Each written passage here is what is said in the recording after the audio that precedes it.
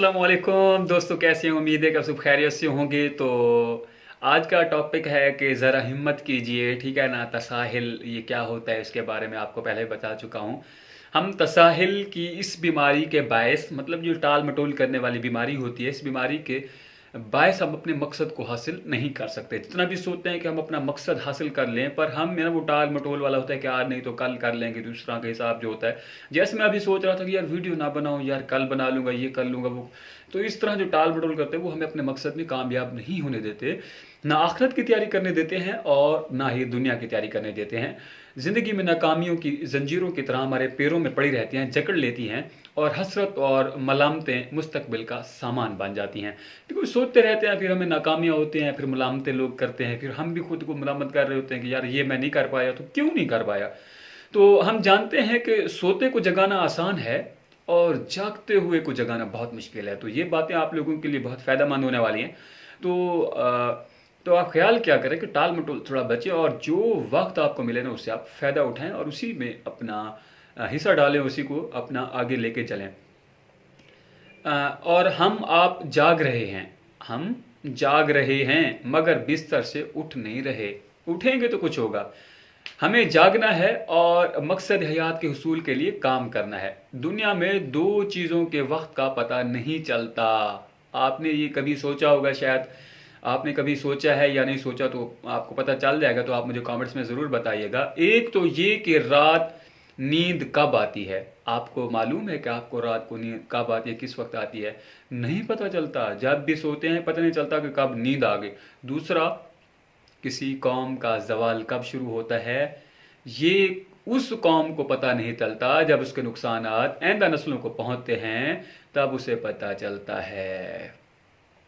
हमारे जवाल और इन हतात की बहुत बड़ी वजह ये तसाहिल और काहली है, ना अहली है, अदम तवज्जी है और मकसद की शऊर की कमी है। समझ आ रही है? जो तसाहिल टाल मटोल, ना अहली हो गई, तवज्जो नहीं करते, मकसद का हसूल क्या है, मकसद क्या है हमारा, हमने आज क्या करना है, हमने कल क्या करना है, हम नतीजा ही नहीं निकालते, हम इसकी तरफ सोचते ही नहीं है, तवज्जो ही नहीं करते। कोई इसका हल नहीं होने वाला। बस आप इन चीज़ों से थोड़ा परहेज करें, बचें, ताकि आपकी ज़िंदगी संवर जाए। आप खुदारा अपने आप को बेहतर करें और अपने कामों को उसी उसी उसी दिन करें जिस दिन उनको करने का हक है। नतीजा ये है कि घर के मामलात से लेकर कौमी मामलात तक हम उलझे हुए हैं। मिनटों के काम महीनों में भी नहीं होते और हम खुआर होकर रह जाते हैं।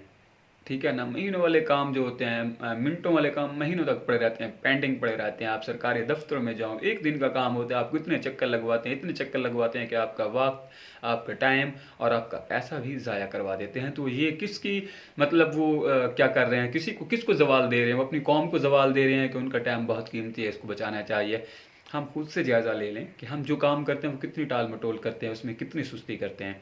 अपनी ज़ात का भी तो जायज़ा लीजिए, फिर अपने घर का, फिर अपने इदारे, माशरे और बल्दियाती, सूबाई, वफाकी हुकूमत का हर सतह पर हमें और आपको तसाहिल और सुस्त रवि का सामना है। ठीक है ना। तो सुस्त रवि तो है। अभी देखिए, तो थोड़ा मेरा इशू आ रहा था, तो किसी जगह मैंने वो फार्मेसी में दाखिला लिया हुआ था, एडमिशन लिया हुआ था। तो मैं उस पर पढ़ने गया, तो उन्होंने कहा है कि आपको कॉलेज में आने की ज़रूरत बिल्कुल नहीं है, तो आप फीसेस वगैरह जमा करवाते जाएं। ठीक है ना। विहाड़ी इंस्टीट्यूट के नाम से था, विहाड़ी में इंस्टीट्यूट था, रियाज हुसैन उसका मतलब ऑनर था। तो उसने कहा यार आप एडमिशन कर लें और उसके बाद आप ना आए, आपका मतलब दाखिला हो जाएगा, जैसे आप तैयारी करेंगे फिर आपका पेपर दे देना। एक साल गुजर गया। मैंने उसको कॉल की, मैंने कहा सर जी मैंने तैयारी की हुई है, तो आप मेरा पेपर करवा दें। तो मैंने उसको 65,000 से ऊपर, मतलब 2 लाख, 1 लाख और 20-30 हज़ार में उसका कंफर्म हुआ था कि 2 साल की मतलब फीसेस बनेगी। तो मैंने 65,000 रुपये एडवांस दे दिया था उनको। तो कुछ अर्सा बाद उन्होंने मैं 1 साल बाद कॉल की कि सर मुझे ना आप पेपर करवा दें। तो उन्होंने कहा कि भाई आप आ जाएं कॉलेज।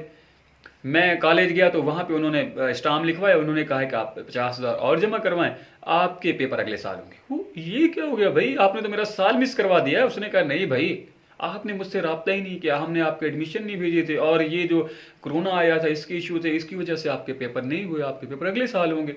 मैंने कहा सर ये बहुत गलत बात है। तो पेपर नहीं करवाए, अभी तक नहीं करवाए। और मैं फिर एंटी करप्शन में गया, ठीक है ना। उसके बाद मैं डीपीओ ऑफिस गया, किसी ने कोई बात नहीं सुनी। तो देखे ना, वहाँ पे धक्के खाए, रोलता रहा, जलील हुआ, अपना पैसा ज़ाया किया, तो किसी ने कोई परवाह ही नहीं की कि उन्होंने हमारा क्या ज़ाया किया, हमारा टाइम ज़ाया किया। वो बहुत कीमती टाइम था मेरे ख्याल में उनका, हालांकि वो सारा दिन फजूल बैठे होते। एंटी करप्शन के इतना बड़ा दफ्तर है एंटी करप्शन का मुल्तान के अंदर, मैं तो हैरान हूँ कि किसी ने तवज्जो ही नहीं की। फाइल भेजी, फिर फाइल वापस भेज दी, मेरे पास अवेल पड़ी है फाइल, तो मैं किसको यार कहता कि आपने मेरे साथ धोखा किया, मैं चुप करके बैठ गया। अब पैसे भी नहीं मिले। तो ये कौमी बीमारी जवाल की अलामत नहीं तो और क्या है। देखे ना, ये यही तो है, यही जवाल की चीज़ें हैं, और यहीं से उम्मत को, और यहीं से हमें जवाल होता है, कौम को जवाल होता है इन्हीं चीज़ों से। मेरे साथ नहीं, पता नहीं कितने लोगों के साथ ऐसा हो रहा होगा। ये बीमारी और नशा जो है हेरोइन अफून से भी कम नहीं है। सुनामी का तूफान तो समंदर के अंदर से उठकर सहेली इलाकों को तबाह करता है, लेकिन ये सुस्ती और काहली का सिलाब और तूफान किसी दरिया और समंदर का मोहताज नहीं। ये कौमों के अंदर उभरता है और गैर महसूस तरीके से पूरी कौम को लेकर डबो देता है। तो आप लोग इसी से सोचें कि सिर्फ एक मैं या आप ख्वार नहीं होंगे, पूरी कौम जलील ख्वार हो जाएगी सिर्फ एक बंदे की नाअहली की वजह से या सुस्ती की वजह से। तो हमें तो पता नहीं होता कि बंदा ये सुस्त है या बस काम का है, तो वो तो सब पहले मतलब परफेक्ट नज़र आते हैं, फिर जब वो ओहदे पे बैठ जाते हैं तो वो सुस्ती और कहली का शिकार हो जाते हैं या लालच का शिकार हो जाते हैं, वो लालच करने लग जाते हैं। तो भाई खुदारा अपने हालात पे तवज्जो करें और अपने गिरेबान में झांकें और अपने आने वाले कल को बेहतर बनाएं, वो भी आज में, क्योंकि आज नहीं तो कभी नहीं। अगर आप आज नहीं कर सकते तो कल क्या करेंगे भाई। आज तो आप मजबूत हैं, ताकतवर हैं, आप तो कुछ भी कर सकते हैं। तो ये हमारी मोटिवेशनल वीडियोस हैं, ठीक है ना, इन्फॉर्मेटिव वीडियोस हैं, और ये आप लोगों के फ़ायदेमंद हैं, आपके लिए बहुत अच्छी हैं। आप इनको सुना करें, देखा करें, और हमें कमेंट्स में ज़रूर बताइएगा कि आपको हमारी वीडियोस कैसी लगती हैं। अच्छी लगती हैं तो आप हमें कमेंट्स करें और अपनी कीमती राय से आगाह ज़रूर करें, ठीक है ना। मिलते हैं अगली वीडियो में, तब तक के लिए अल्लाह हाफिज़।